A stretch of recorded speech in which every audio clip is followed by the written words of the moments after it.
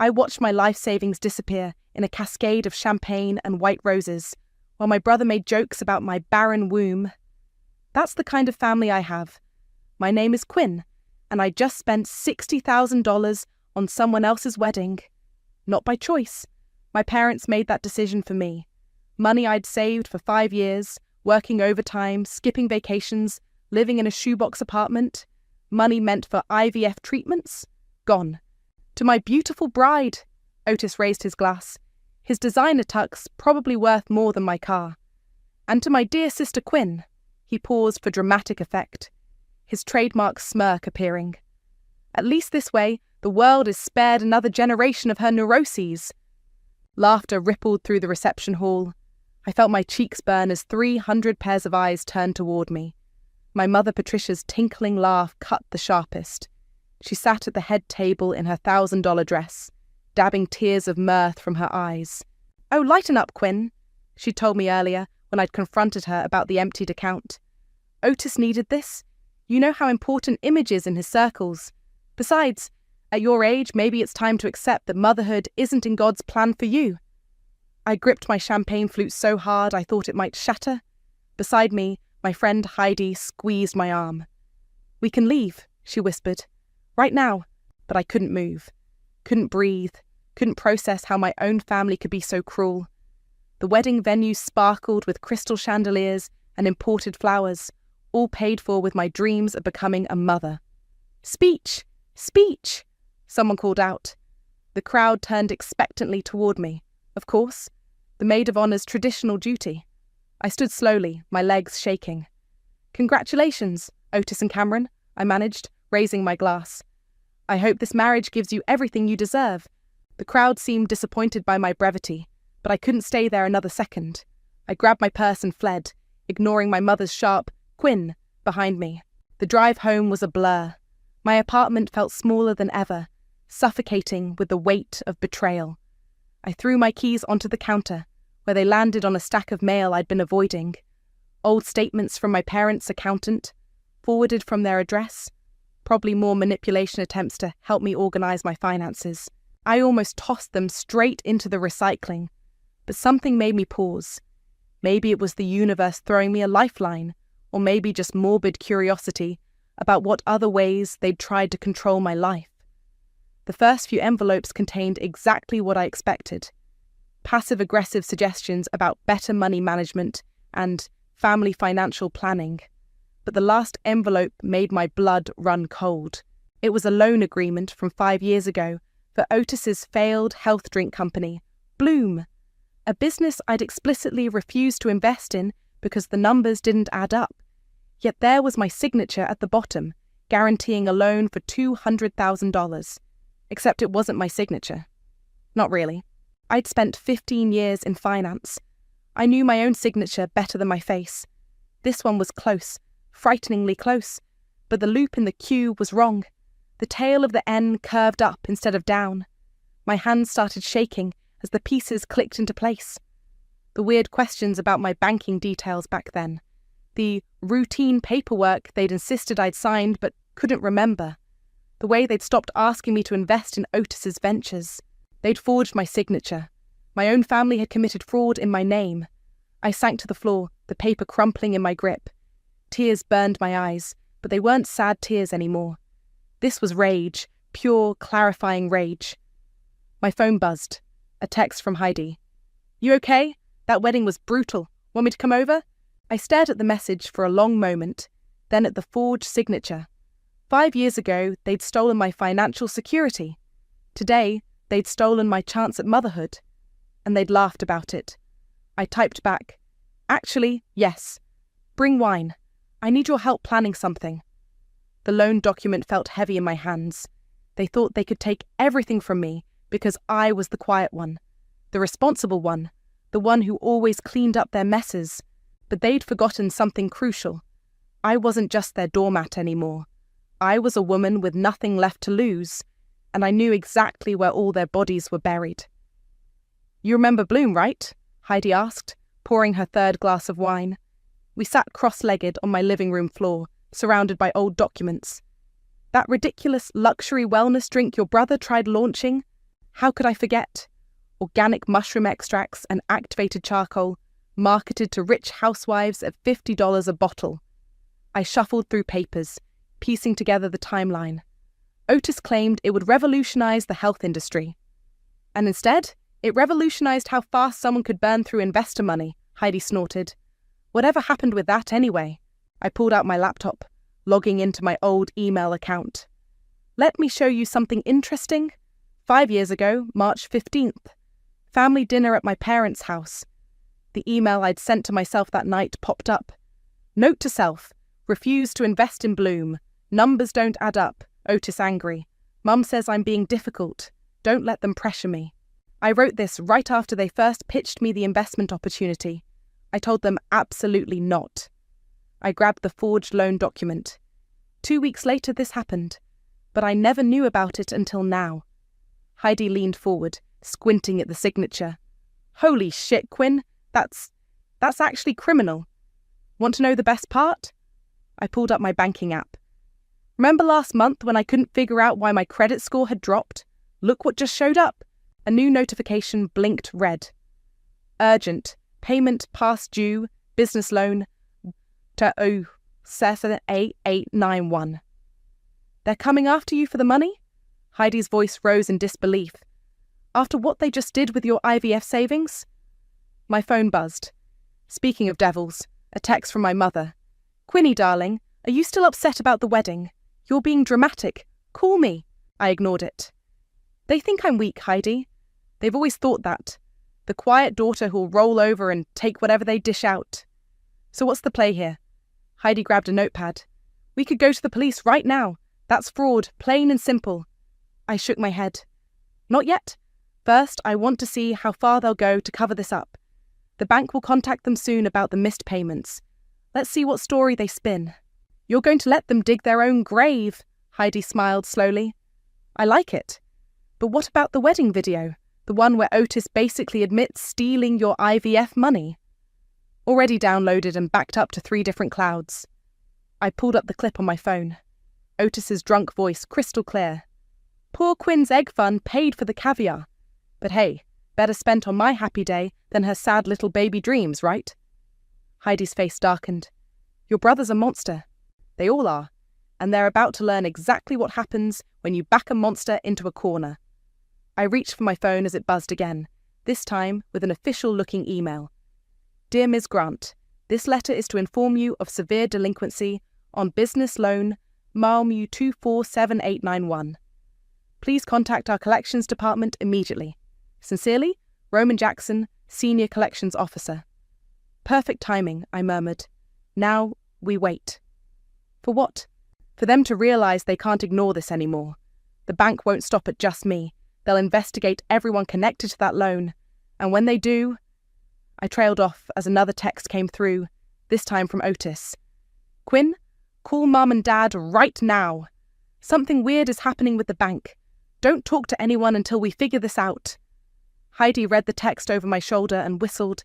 They're panicking. Good. I started gathering the documents into a folder. Because this is just the beginning. I'm going to take everything from them, Heidi. Their money, their reputation, their precious social standing. By the time I'm done, they'll wish they'd never touched my IVF fund. What do you need from me? Help me document everything. Every text, every email, every voicemail. I want a paper trail so detailed it'll make an accountant weep. My phone lit up again. My father this time. Princess, we need to discuss some old paperwork. Nothing to worry about. Call us. I showed Heidi the message. See? They still think they can control this narrative. Still think their difficult daughter will fall in line. They have no idea what's coming, do they? No, I smiled, picking up the forged loan document. But they're about to find out that blood isn't always thicker than fraud. Another email notification popped up. This one addressed to my parents' home, but forwarded to me automatically. The subject line made my heart race. Final notice. Immediate action required. Game on. Quinny, there's been a terrible mistake. My mother's voice dripped honey through the phone. The bank is confused about some old paperwork. You'll help us sort it out, won't you? I kept my voice carefully neutral. What kind of paperwork? Oh, just some silly loan document from Otis's old business venture. They seem to think you're involved somehow. You must have forgotten signing it. I gripped my desk at work, catching Heidi's eye across the office. She gave me a thumbs up. That's strange, Mum. I specifically remember refusing to sign anything for Bloom. A pause. Well, memories can be tricky, darling. Your father and I clearly remember you agreeing to help. You were so supportive of Otis back then. Was I? Like how I was supportive of his wedding? Another pause. Longer this time. Now, Quinn, don't start that again. We've been through this. The money went to a good cause. My IVF fund wasn't yours to spend. Quinny, I have to go, Mum. I have a meeting. I hung up before she could respond and immediately texted Heidi. They're sticking to the she must have forgotten story. Heidi appeared at my desk minutes later. I found something interesting about that loan. Remember Otis's ex-girlfriend Amanda? She worked at the bank when the loan was processed. My eyebrows shot up. The one he dated right before Cameron? The same. Want to guess who processed the paperwork? I was already pulling up LinkedIn. Amanda's profile showed her employment history, including her sudden departure from the bank right after the loan was approved. Got her? There's more. Heidi lowered her voice. I had my IT friend do some digging. The wedding photographer uploaded all the raw footage to a cloud drive, including stuff that didn't make the final cut. She pulled out her phone and played a video. The image was slightly shaky, but the audio was clear. Otis stood with Cameron and some friends, champagne in hand. And I had to raid poor Quinn's egg fund for the caterer. His voice slurred slightly. She's been hoarding money for years, trying to buy herself a baby. Like throwing good money after bad, right? Some people just aren't meant to be parents. Cameron's distinctive laugh rang out. Oh my God, that's horrible. But the food was amazing. I felt sick. Send me that footage. Already did. What's your next move? Before I could answer, my phone buzzed. Roman Jackson from the bank. I answered, putting it on speaker. Ms. Grant? I'm calling about some concerning information we've received regarding loan 27891. Yes, Mr. Jackson? We've had multiple parties contact us claiming there might be irregularities with the signature. Would you be willing to come in and discuss this? I caught Heidi's eye. Actually, I've been gathering some documentation about that loan myself. When would be a good time to meet? We set up an appointment for the following day. As soon as I hung up, my phone exploded with texts from Otis. What the hell, Quinn? The bank just froze our accounts. Cameron's cards aren't working. Call me now. I showed Heidi the messages. Looks like the bank's taking this seriously. Good. She grinned. Oh, and one more thing. I may have anonymously sent some of that wedding footage to a few of Otis's business partners, the ones who invested in his new startup. My phone buzzed again, this time with an email notification. The subject line read, Immediate termination of investment agreement. Heidi, you didn't. I did. Those venture capitalists apparently don't appreciate executives who brag about stealing from their infertile sisters. For the first time since the wedding, I felt a smile tugging at my lips. Mum's going to have a meltdown when she realizes her precious son is losing his investors. Right on cue, my mother's number flashed on my screen. I declined the call and watched as she immediately sent a text. Quinn, please, we need to talk. Your father and I never meant for any of this to happen. We can explain everything. Too late, I muttered, turning my phone face down. 5 years too late. Heidi perched on my desk. You know they're going to show up at your apartment tonight, right? Let them. I've got a nice folder of forged documents ready for them to see, plus a police report I haven't filed yet. The threat of criminal charges should make them squirm. I nodded, pulling up the wedding video one more time. Otis's cruel laughter echoed from my speakers. They thought they could steal my chance at motherhood and humiliate me in front of everyone I know. And now? Now they get to learn what real humiliation feels like. I checked my calendar for tomorrow's bank meeting. One signature at a time. The doorbell rang at exactly 7 p.m. I'd been expecting them. Quinn, open this door right now. My mother's voice carried through the wood. We know you're home. I took my time walking to the door, deliberately letting them stew. When I opened it, they burst in like they owned the place. My mother in her designer outfit, my father looking uncomfortable in his golf clothes, and Otis in a rumpled business suit. "What did you say to the bank?" Otis demanded, his face red. "Do you have any idea what you've done? My investors are pulling out." I settled onto my couch, calm as still water. "I haven't said anything to anyone. Yet." "Don't play games!" my mother snapped. "Your brother's accounts are frozen. Cameron's threatening to leave him. All because you're being spiteful about a little loan you agreed to years ago." "Did I?" I reached for the folder on my coffee table. "That's interesting, because I have an email from March 15th, 5 years ago, explicitly refusing to sign anything for Bloom." My father shifted uncomfortably. "Princess, sometimes we forget things. Like how you forgot to ask before stealing my IVF savings." I pulled out the wedding video transcript. Or how Otis forgot he was being recorded when he bragged about using my egg fund for his caviar. The colour drained from Otis's face. "You recorded that?" "I didn't have to. Your wedding photographer did. Amazing what people capture when you think no one's watching." My mother stepped forward, switching tactics. "Darling, we're family. Whatever mistakes were made, we can work this out privately. There's no need to involve banks and investors." "Family," I laughed, the sound sharp enough to make her flinch. "Was it family when you forged my signature? When you made me a guarantor for a loan I explicitly refused? Or when you laughed at your son mocking my infertility in front of 300 people? That was just a joke. Here's what's going to happen." I pulled out another document. "This is a police report for fraud, currently unfiled. I'm giving you one chance to make this right." Otis lunged forward. "You wouldn't dare. Try me." I met his eyes.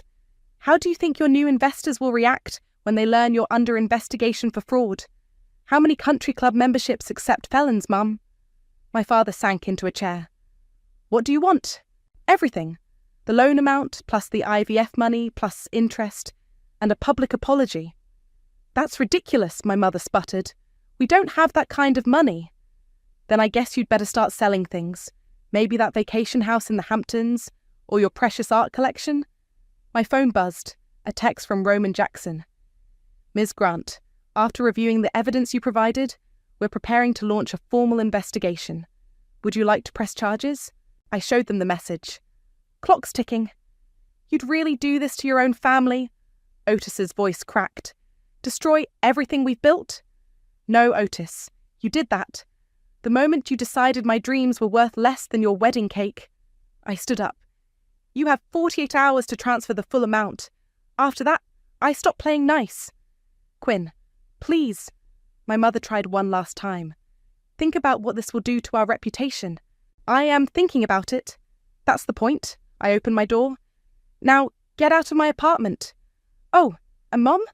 That charity board you're so proud of being on? They received an anonymous video of Otis's wedding toast this morning. Might want to check your email." They left in stunned silence. As soon as the door closed, I texted Heidi. "Phase 1 complete. They took the bait." She replied instantly. "How'd they take it?" Like entitled people suddenly realizing their actions have consequences. My phone lit up with a call from Roman Jackson. I answered, my voice steady. "Ms. Grant, I've reviewed everything you sent. The signature analysis, the email trail, the wedding video. This is serious fraud." "I know. We're prepared to remove your name from the loan immediately, but we'll need your cooperation for the investigation." I smiled, watching through my window as my family argued in the parking lot. "Mr. Jackson, I think it's time we had a proper meeting. There's more you should know." "Tomorrow morning?" "Perfect." I hung up and pulled up the wedding video one more time.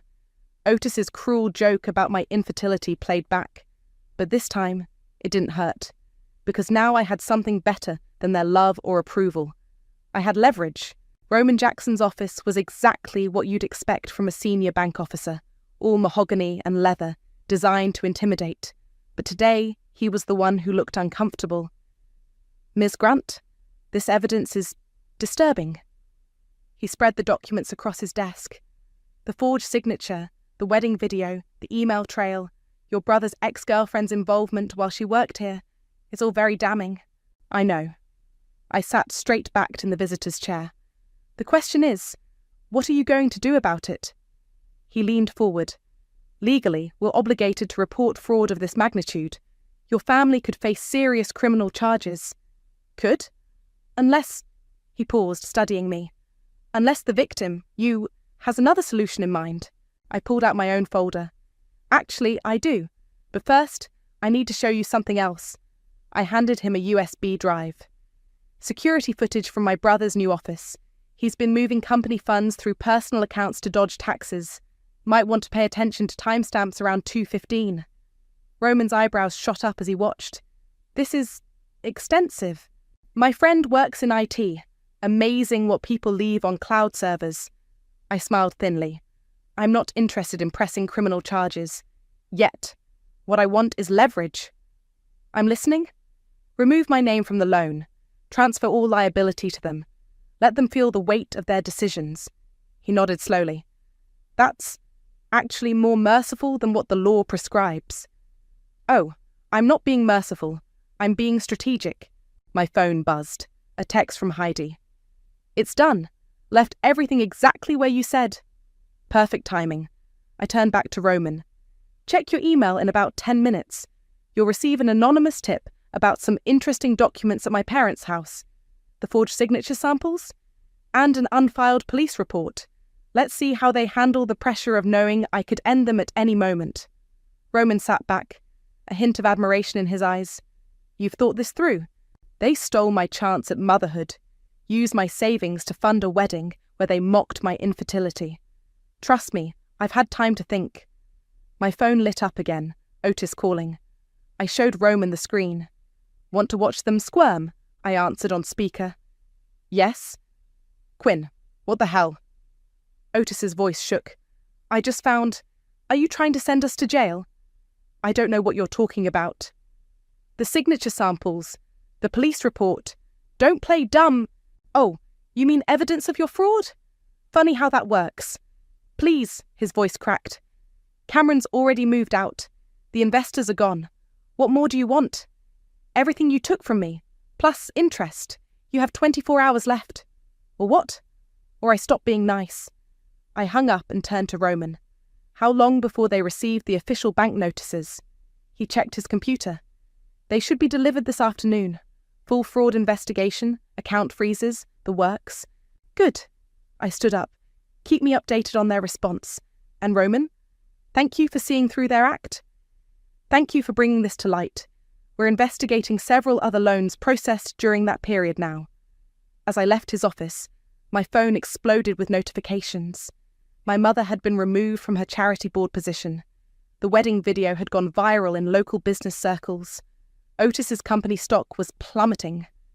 I texted Heidi, how's the media coverage looking? Like a forest fire. 3 business journals want statements about financial abuse in families. The fertility clinic wants to feature your story in their newsletter. Another call came in. My father this time. I let it go to voicemail, then played it on speaker. Princess, please, your mother's hysterical. We can fix this. We'll sell whatever we need to. Just don't do this to us.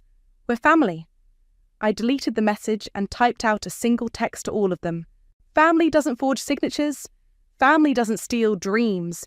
You have 24 hours to transfer everything, or the police get every document I have. Your choice. Heidi called moments later. Quinn, you need to see this. They're trying to transfer their assets to offshore accounts. I smiled. Already flagged those accounts to the bank this morning. Every move they make just digs their hole deeper. You really thought of everything, didn't you? They taught me well. I watched another email notification pop up. More investors pulling out of Otis's company. After all, I learned from the best about how to destroy someone completely. The difference was, I was going to do it legally, and they'd never see the final blow coming. The video of Otis's wedding toast went viral overnight. By morning, my mother's carefully curated social media was flooded with comments about toxic families and financial abuse. Otis's business partners couldn't distance themselves fast enough.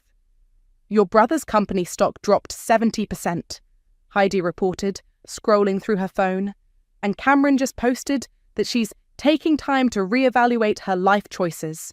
I sip my coffee, watching my inbox fill with interview requests. How's my mother handling the charity board fallout? Not well. She tried to spin it as a family misunderstanding, but then someone leaked the loan documents. She's been asked to resign from 3 more organizations. My phone buzzed. Cameron calling. That was unexpected. Quinn? Can we meet? Alone? Her voice sounded different, stripped of its usual smugness. There's something you should know. An hour later, I sat across from her at a quiet cafe. Her designer clothes couldn't hide how exhausted she looked. I'm leaving Otis, she said without preamble. Filing for annulment. I had no idea about the fraud, Quinn, or that your money paid for the wedding. Really? Because the video shows you laughing at his jokes about my infertility. She flinched. I know, I was horrible. But after everything came out, she pulled out her phone, showing me bank statements. Look what I found. He's been embezzling from his company for months, using the money to pay off gambling debts. Now that was interesting. Does anyone else know? Not yet, but I'm meeting with the company board tomorrow. She pushed an envelope across the table. Here's your wedding money back. I sold my engagement ring. I stared at the check. Why? Because I was wrong, and because karma's coming for all of them. She stood up. Good luck, Quinn. I hope you get your baby someday. After she left, I texted Heidi. Got another bomb to drop. How's that journalist friend of yours? The story broke that afternoon. Tech CEO caught in embezzlement scandal. Sister's IVF fund among stolen assets. Otis's face plastered across business news sites. Cameron's damning testimony featured prominently. My parents showed up at my office unannounced, looking desperate. Make it stop, my mother pleaded, mascara streaking her cheeks. We'll pay whatever you want. Just call off the investigators. I kept typing at my computer, not looking up. Funny how money matters when it's yours being taken? We made a mistake, my father said. We'll make it right. Like you made right by me? I finally turned to face them. Let's talk about mistakes, like forging my signature, stealing my savings, mocking my infertility. We have a cashier's check, my mother pulled it out. Everything you asked for, plus extra. Just, please. I took the check, reading the memo line. For family peace. Family peace? I laughed.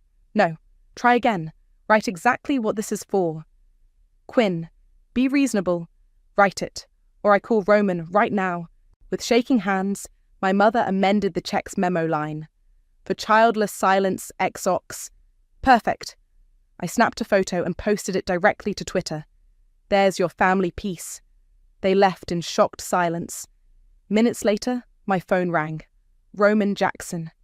The bank has officially removed your name from the loan, he said, and we're opening a formal investigation into your brother's company finances. Good. I forwarded him Cameron's evidence. You'll want to see this too. By evening, Otis's company board had called an emergency meeting. He was suspended pending investigation. Cameron's divorce attorney was already circling. My mother's social circle imploded as decades of carefully hidden scandals surfaced. Anonymous tips about tax evasion, charity fund mismanagement, all the secrets she'd used to maintain her power. You're destroying them, Heidi observed as we watched the news coverage. No, I corrected her. They destroyed themselves. I'm just making sure everyone sees it. My phone chimed with a text from Otis. You won. Happy now? You've ruined everything. I typed back, not everything, just the things you stole. Then I blocked their numbers, all of them. Let them watch their empire crumble without being able to reach me, to manipulate me, to guilt me into saving them one more time. What now? Heidi asked. I pulled up a website I'd been researching, a fertility clinic specializing in donor embryo adoption. Now, I build something new, something they can't touch.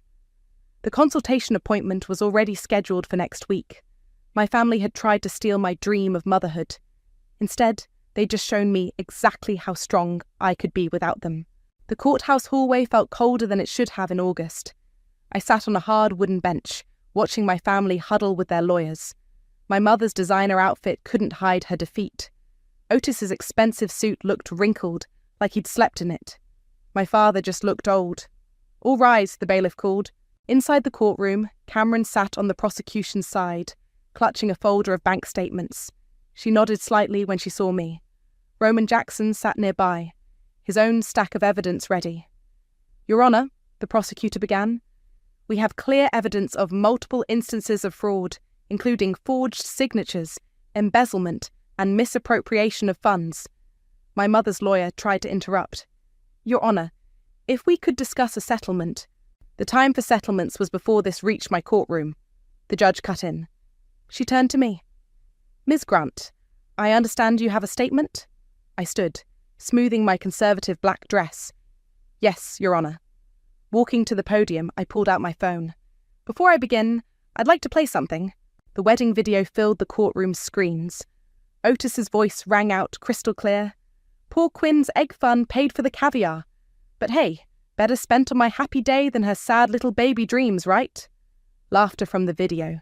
My mother's distinctive giggle cut through the silence. I stopped the video.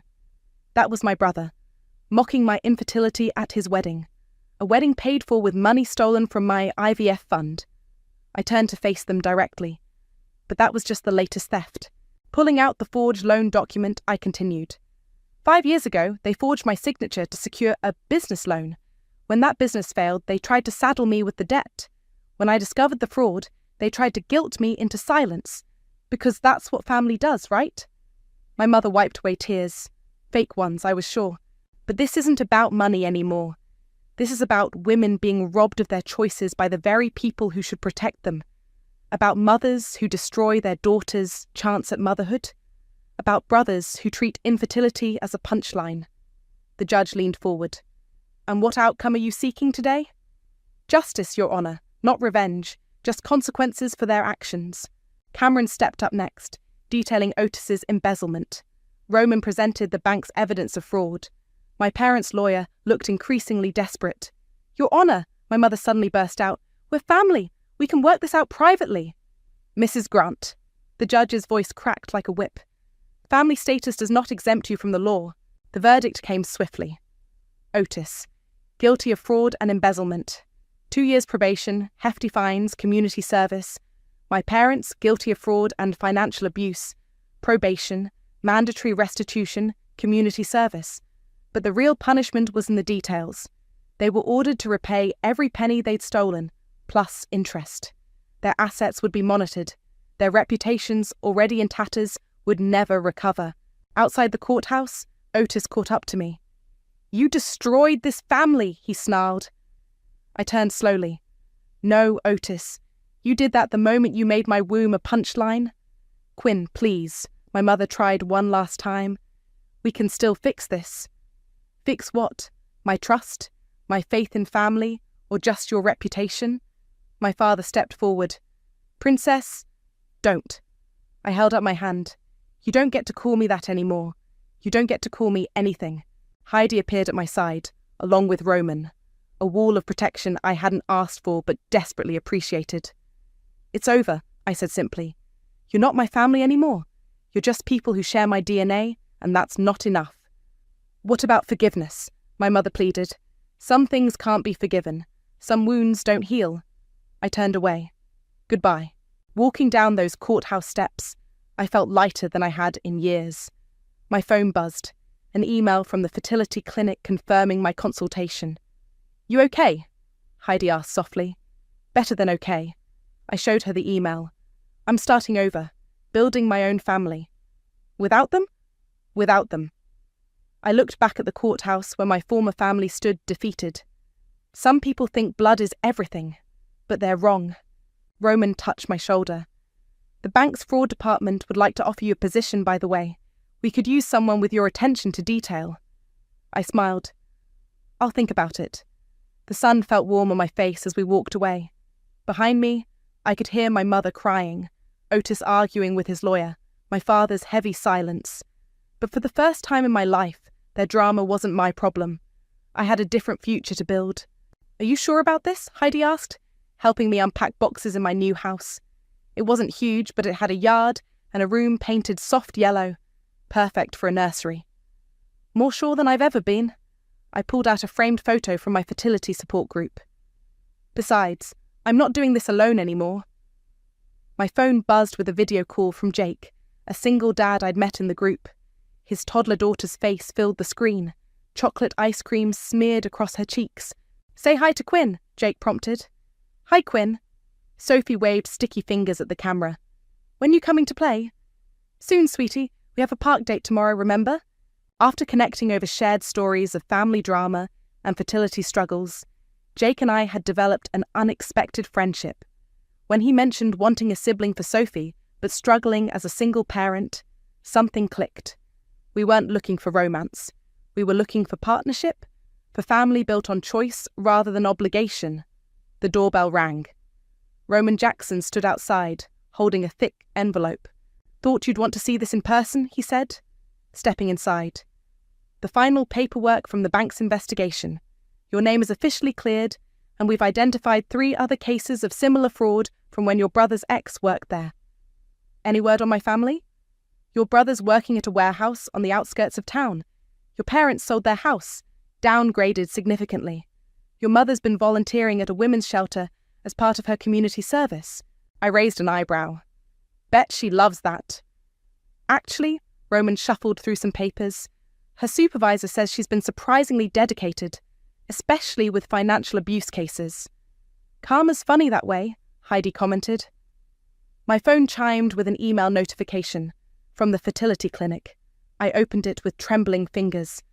"The donor embryo transfer is scheduled," I breathed. "Next month."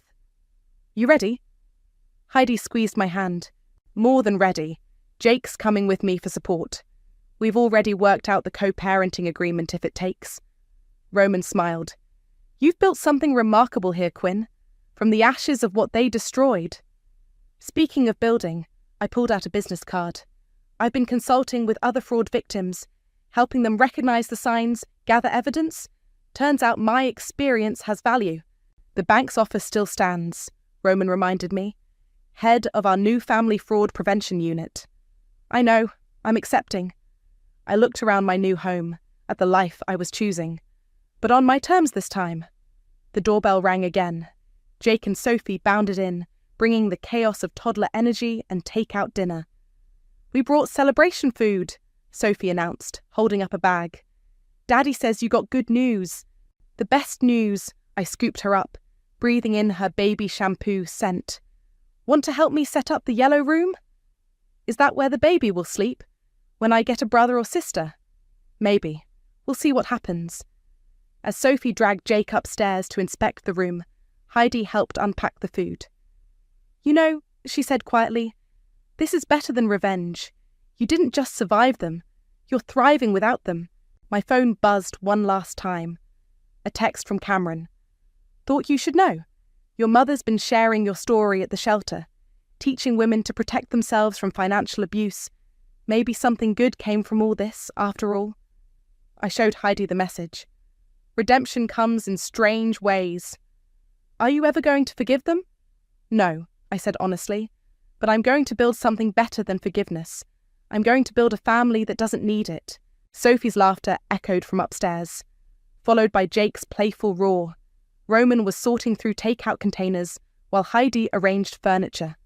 Through the window, I could see my new neighbours waving as they walked their dog. This was my family now. Not bound by blood or obligation, but by choice and love and second chances. My hand rested on my stomach, imagining the possibility growing there next month. The future I'd fought for, won back, rebuilt from scratch. "Quinn!" Sophie called from upstairs. "Come see, we found the perfect spot for the crib." I headed up the stairs, leaving behind the weight of my old family's expectations.